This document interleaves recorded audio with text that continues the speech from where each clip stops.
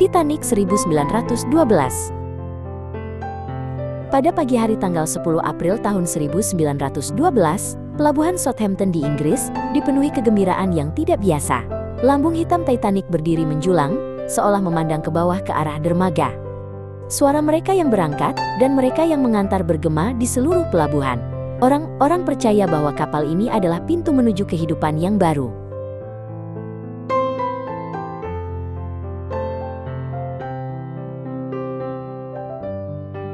Pada masa itu, Titanic adalah kapal penumpang terbesar di dunia. Ia dibangun di galangan kapal di Belfast, Inggris, atas pesanan White Star Line. Lambungnya yang sepanjang 269 meter dan 4 cerobong raksasa melambangkan puncak teknologi manusia. Tidak seorang pun percaya bahwa kapal sebesar itu bisa tenggelam.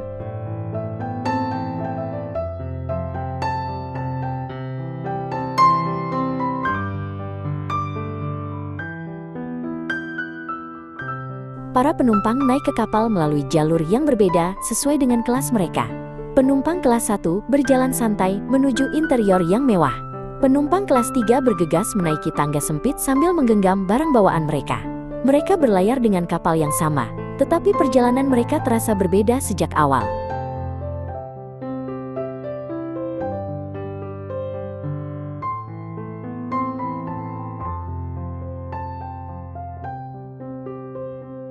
Sekitar tengah hari, Titanic perlahan mulai meninggalkan pelabuhan Southampton. Kapal ini dijadwalkan menuju New York dengan singgah di Cherbourg di Prancis dan Queenstown di Irlandia. Suara panjang peluit kapal memenuhi seluruh pelabuhan. Dengan demikian, kapal itu melaju dengan anggun menuju Samudra Atlantik Utara.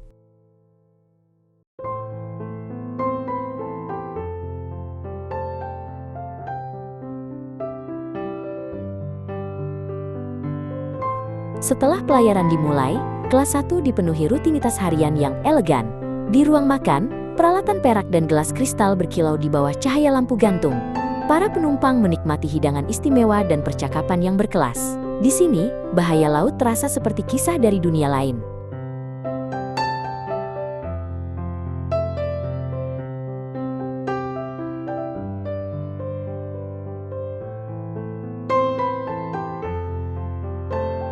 Di dek kelas 3, terbentang suasana sederhana namun penuh kehidupan. Anak-anak berlari di dek, merasakan angin laut di wajah mereka. Para imigran bersandar pada pagar, membayangkan masa depan yang belum terlihat di balik cakrawala. New York masih jauh, tetapi harapan terasa lebih dekat dari sebelumnya.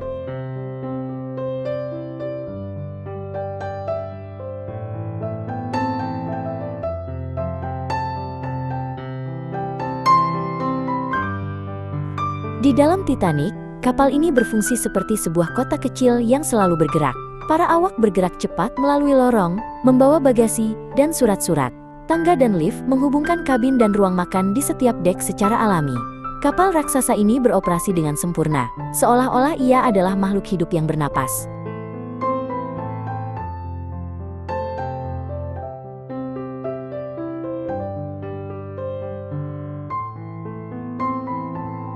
Di ruang telegraf, suara kode Morse terdengar siang dan malam. Sebagian besar pekerjaan berkaitan dengan pesan pribadi yang dikirim oleh para penumpang. Pada saat yang sama, peringatan tentang gunung es datang dari kapal lain yang berlayar di Atlantik Utara. Namun, sinyal-sinyal penting ini menumpuk tanpa mendapatkan perhatian yang cukup.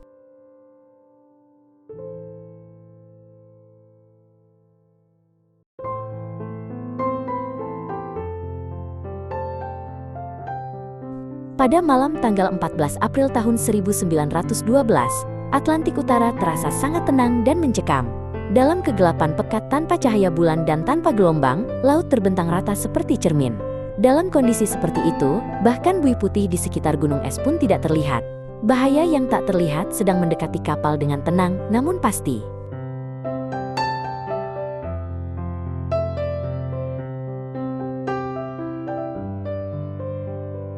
Para pelaut pengintai di menara pengawas menatap ke dalam kegelapan dengan tegang.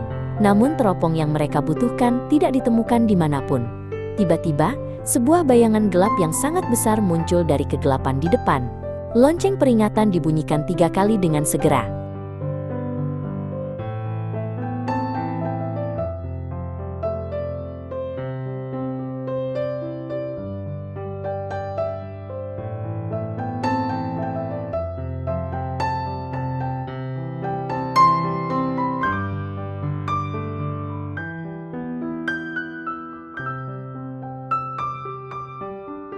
Pada pukul 11 malam 40 menit tanggal 14 April tahun 1912, Titanic bertabrakan dengan gunung es di jalur pelayaran Atlantik Utara.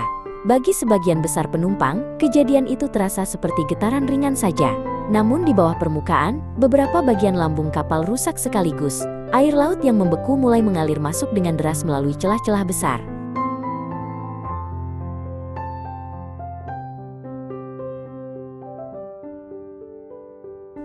Segera setelah tabrakan, sebagian besar penumpang mengira tidak ada yang salah.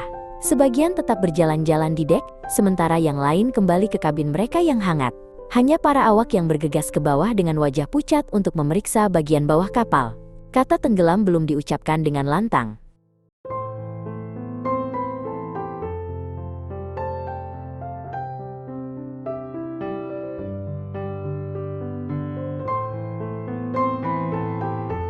Setelah tengah malam, sekoci-sekoci di dek mulai dipersiapkan satu persatu. Orang-orang bertanya dengan kebingungan, tetapi tidak ada jawaban yang jelas. Ungkapan ini hanya tindakan pencegahan diulang berkali-kali.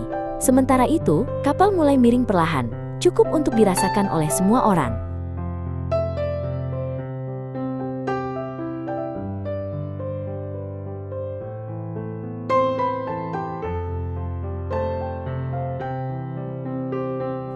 Mengikuti aturan perempuan dan anak-anak terlebih dahulu, sekoci diturunkan ke laut.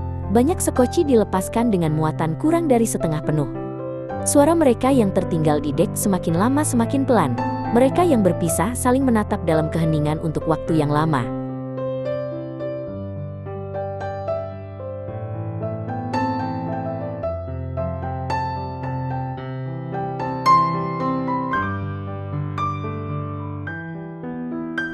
Di salah satu sisi dek, kelompok musik terus bermain hingga saat terakhir. Musik itu sejenak menenangkan ketakutan dan kekacauan. Di udara malam yang membeku, alunan nada menghilang ke dalam kegelapan. Kapal terus tenggelam semakin dalam, tanpa dapat dihentikan.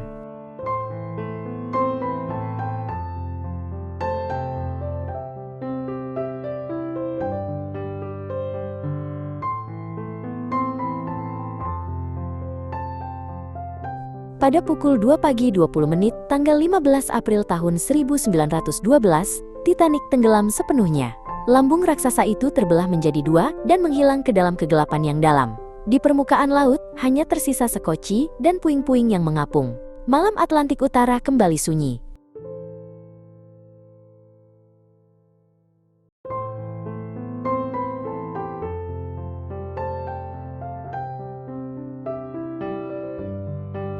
Setelah malam yang panjang, cahaya fajar perlahan menyebar di Cakrawala. Kapal Karpathia, yang bergegas ke lokasi setelah menerima sinyal darurat, tiba di tempat kejadian. Sebanyak 710 orang berhasil diselamatkan dari laut yang membeku. Suara lebih dari 1.500 orang lainnya tidak pernah terdengar lagi.